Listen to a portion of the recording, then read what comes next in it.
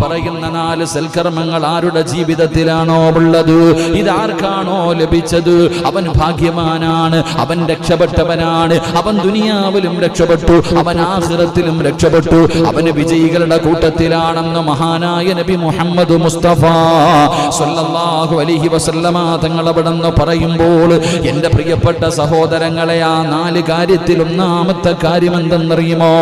അല്ലാഹുവിൻ്റെ റസൂല് പറയുകയാണ്, വകൽബുൻ ഷാകിറാ. അല്ലാഹുവിന്റെ റസൂൽ അവിടെന്ന് പറയുന്ന ഒന്നാമത്തെ കാര്യം എന്തെന്നോ?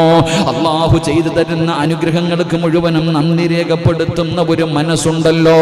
അല്ലാഹു ചെയ്തു തന്ന അനുഗ്രഹങ്ങളുണ്ടല്ലോ, ആ അനുഗ്രഹങ്ങൾക്ക് നന്ദി രേഖപ്പെടുത്തുന്ന ഒരു മനസ്സ് സിറാജിനുണ്ടെങ്കിൽ, ഈ ഇരിക്കുന്ന നിങ്ങൾക്ക് ആർക്കെങ്കിലും ഉണ്ടെങ്കിൽ, നീ ദുനിയാവിലും രക്ഷപ്പെട്ടു, നീ ആഖിറത്തിലും രക്ഷപ്പെട്ടു എന്ന് ആദരവായ പ്രവാചകൻ നബി മുഹമ്മദ് മുസ്തഫ